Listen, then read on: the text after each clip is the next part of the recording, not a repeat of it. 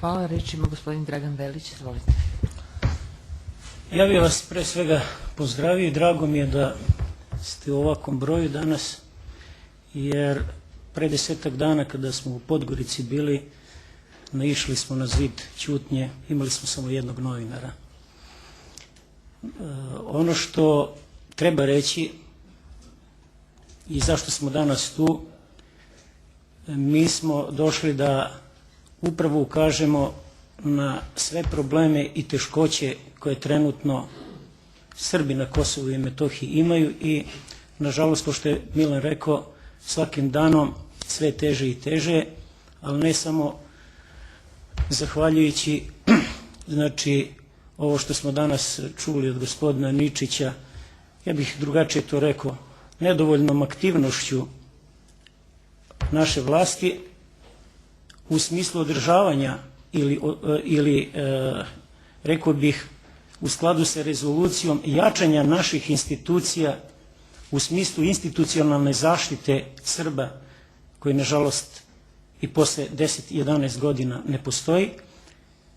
Na jednoj strani imamo takav jedan pristup, znamo da imamo jaka ograničenja i pritiska od strana dela međunarodne zajednice koji su priznali tu jednostranu proglašenu nezavisnost, ali s druge strane imamo i institucije samoproklamovane države Kosovo u kojoj učestvuju i Srbi potpuno, da kažem, na jedan lagodan način i jednostavno iznose svoj stav da je to realnost, da je realnost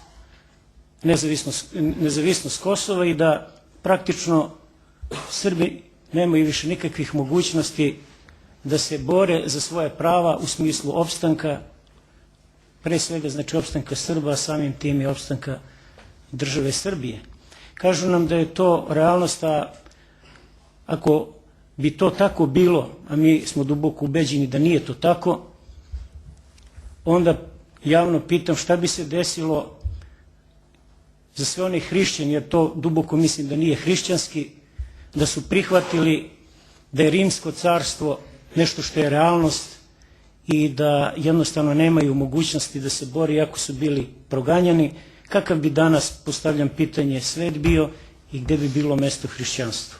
Prema tome, hrišćanski je boriti se do kraja snagom argumenta, što nažalost veliki broj ljudi, oni koji su odgovorni i oni koji mogu da nose svo breme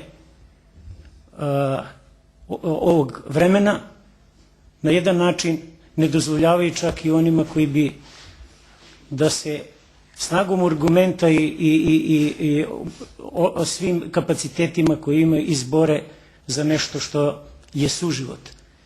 Ono što smo mi danas hteli da prenesemo i da svedočimo kod njegove svetosti patrijarha Irineja, koji nas je veoma dobro primio i saslušao,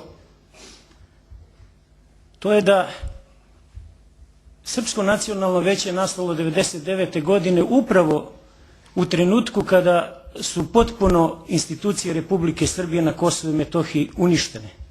Kada je jedina institucija ostala, to je Srpska pravoslavna crkva, na čelu sa njegovim preosveštenstvom vladikom Artemijem.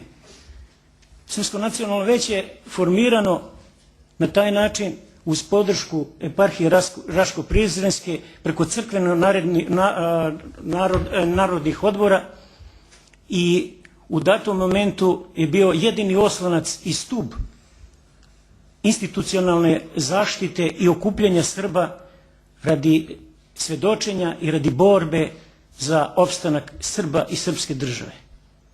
Ono što smo dalje imali je nažalost ta podela koja je baš prouzrokovana zato što južnije od Ibra je bilo nešto drugačije situacije u odnosu na sever i imali smo, kao što znate, malih nesuglasica godinu ili dve između dva veća, tako i nastalo u stvari, bilo je jedno veće, ali smo mi vrlo brzo, sećate se, 2002. godine nastupili i krenuli dalje i ono što smo tražili u stvari je da oba veća i sav, da kažem, politički potencijal na Kosovu i Metohiji stvori se u jednom političkom frontu Srba koji će se boriti za opstanak Srba i srpske države.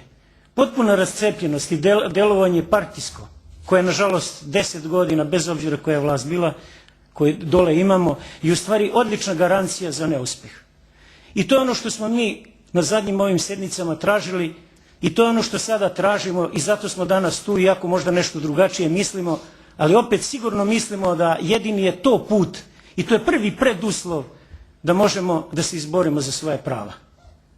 I tražimo podršku i međunarodne zajednice i pre svega države Srbije na tom putu, jer samo sa relevantnim faktorima možete doći do suživota. Sve ostalo je možda rešenje i sigurno rešenje privremeno, da li je to privremeno godinu, 2, 50 ili ne znam koliko, ali je privremeno.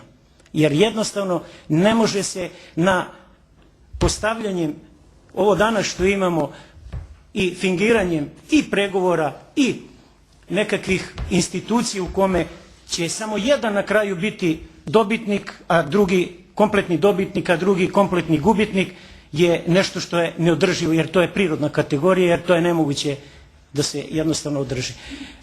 Ono što smo mi sasvim na kraju rekli i tražili, upravo upozorili smo na činjenicu da ovaj sukob koji je došao u vrlo lošem vremenu, stalno su loša vremena na Kosovu, neko će pitati, ali znamo da se odlučuje pred Međunarodnim sudom pravde ove godine, najverovatnije biće nekakva odluka, dolazi u trenutku kada najviše nam treba jedinstvo. Mi rušimo na jedan način i posljednji stub u kojem su Srbi sa Kosova i Metohije imali i imaju i dalje nade i čoveka koji je na čelu eparhije, koji je i u ovom crkvenom i ovom političkom delu mnogo učinio i mnogo čini.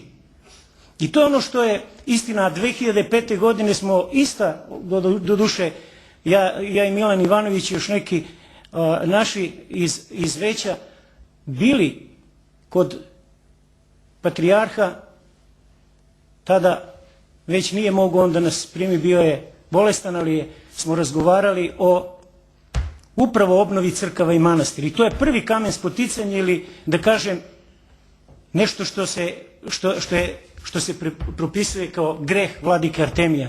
Mi danas kažemo i danas smo na tom stanovištu. Oni koji su rušili crkve ne mogu ih obnavljati. Dobijamo odgovore, pa dobro je da naterate one koji su rušili da ih grade. Ne, mi nemamo tu nikakvu dilemu. Ne radi se samo o tome ko će to graditi, nego je važno ko proces vodi. Ovde proces vode privremene institucije, a sada već nezavisne države Kosovo, i sigurno da će sva obnova, kao i proces povratka, vode proces povratka, nažalost na naš pristanak, o tome smo ranijih godina govorili i zato imamo danas manje od 2% povratka, mimo rezolucije 1244, mimo međunarodnog prava. I danas imamo obnovu koja se vodi opet mimo rezolucije, mimo znači interesa države Srbije, jer naprosto učešće države Srbije je minorno, zato što u tom procesu i Srpska pravoslavna crkva i država Srbija učešće imaju, ali nemaju pravo odlučivanja. Onaj ko vodi proces, on će voditi u skladu sa svojom strategijom. Nažalost, to se nama ne dopušta, iako u skladu sa rezolucijom to bi trebalo tako da bude, iako je to jedini ispravni put i jedini put da se očuvanjem i crkava i manastira očuva i država Srbija, pre svega srpski narod dole, a i država Srbija. Evo, to je, ja se izvinjam, možda sam malo odužio, ali suština problema je da mi tražimo da se preosvećeni vladika Artemije i da nađemo zajednički jezik, odnosno u ovim teškim vremenima, da se preosvećeni vladika vrati na mesto vladike, odnosno episkopa Raško-Prizrenske Kosovsko-Metohijske eparhije i da se iznađe modus da se Srbi stave u jedinstveni politički front delovanja, jer to je osnovni preduslov da možemo opstati. Svaka druga priča, voleo bi da nisam u pravu, ali je vrlo teška da se može ostvariti. Hvala vam. Hvala i vama, gospodine Veliću.